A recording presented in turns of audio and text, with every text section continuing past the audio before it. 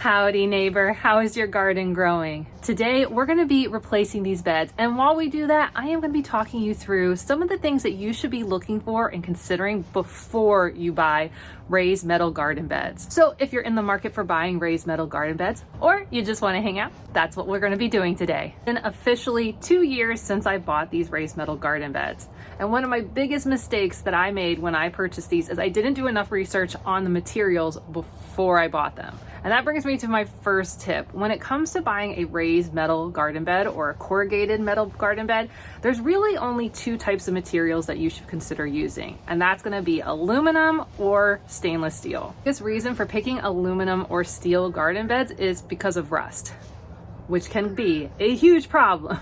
If you don't choose a bed that is rust resistant, the clock is ticking very quickly, may I say, on your bed before it rusts out and starts to collapse. Now, these beds technically are steel beds, but the problem is the corner pieces are not. See, these beds have disintegrated and are absolutely awful. And the biggest reason that they have, that they have fallen apart so quickly is because of these metal corner pieces. Okay, so you might be thinking, cool, I can get aluminum or I can get steel, and either or is gonna be a great choice. And that is kind of true, but one of them might be a better choice for you depending on a couple other factors. So while both can be resistant to rust, they do still rust. When it comes to steel, you're gonna wanna look for something that says zinc aluminum magnesium coating, AKA ZAM, Z-A-M. This is gonna help the bed have a coating that will make it much more rust resistant. And a zinc aluminum magnesium, the other reason I recommend it is because it's a food grade coating. Not all coatings are equal. You do have coatings out there like powder coatings that can actually be carcinogenic, and you do not want to use that for a garden bed that's going to be growing food for yourself. There are a couple other features that you should consider when it comes to aluminum and steel. One, aluminum's a little bit lighter. So if you're doing this project by yourself, that might make it a little bit easier for you to not only assemble the bed and move all the parts around, but also get it into place.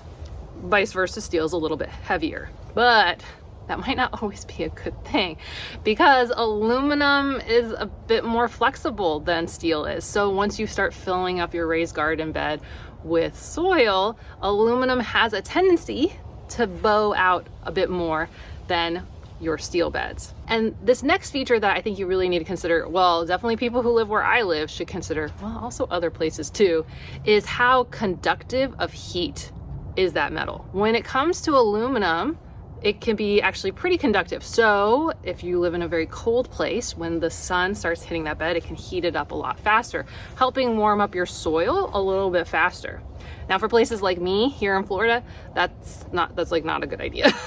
Like, it's too hot most of the year. We don't need our soil to be getting hotter. So on vice versa, actually a steel bed's more preferable because it will allow for the soil that's in the bed not to heat up as fast as the surrounding air temperature. And what's also good is that zinc aluminum magnesium coating is actually reflective and actually helps slow down heating from the direct sun hitting it, which is like really important where I live, because I live in Florida. I don't know about you, and it's hot. Not right now. Right now it's cold. I know. It's in the 50s today. I know there's some northerner watching this laughing, but it's cold for us today. And so therefore for us, most of the time, we're actually trying to keep the heat out. We don't want our beds to be heating up quickly. Now, this can also be problematic when you think of it in the reverse. Aluminum also will allow your soil to cool down faster. So if you're trying to stretch your days in the colder parts of the year, for my northerners, well, it's going to allow your soil to cool down faster because it is going to conduct the heat out of your beds a lot faster too. Another thing to think about is steel beds tend to be a little bit pricier than aluminum beds just because of the sourcing of materials. And once you start adding things like coating, you can start getting into a price range that maybe not fit into your budget. You also have to consider when it comes to aluminum versus the steel magnesium beds is what's the look you're looking for, plus shapes. There's a lot of different shapes and colors. Now, aluminum tends to just look like aluminum beds, but when you get into those steel zinc aluminum magnesium beds, you can find them in lots of different colors and shapes and sizes. So just some things to go ahead and consider as you go forward. So if you're wondering if there's an easy way to get all these features that make a stainless steel zinc aluminum magnesium bed that's affordable and has lots of options, you can go with the beds that I am going with to replace this, which is going to be VegeGas. You can learn more about them at www.wildfloridian.net/gardenbed. I'll have a link in the description and in the pinned comment. And at the end of this video, I will link this video, which is my 1-year review where I talk way more in detail about this brand. What I will say is that you can go with the brand like VegeGa. There are other brands that are very similar like Vego and Birdies. But hopefully these tips just kind of get you in the realm to be able to know what to look for when you're in the market for a metal corrugate bed.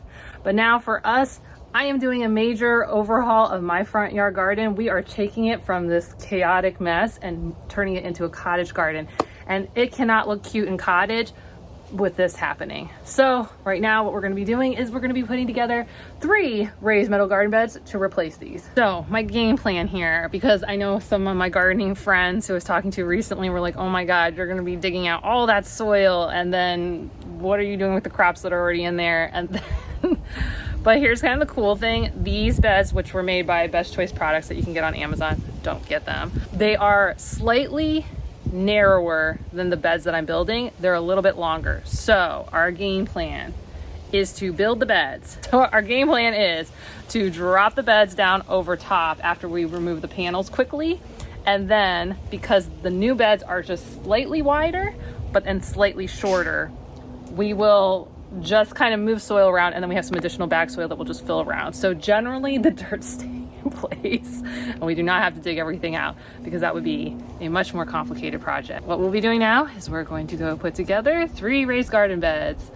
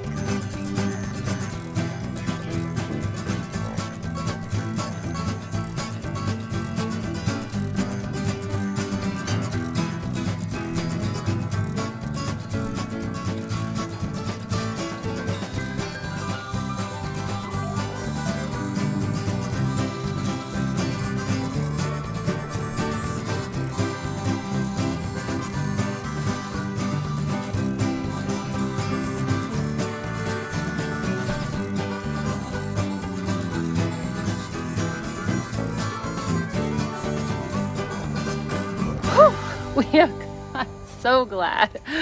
Those very bad, not so good beds are totally gone. And I am excited because now we have these new beds in. They look great and they're gonna give us a little bit more clearance. And they're but the first step in a huge project that we're doing here, which is changing this front yard garden from being total chaos to a cottage garden.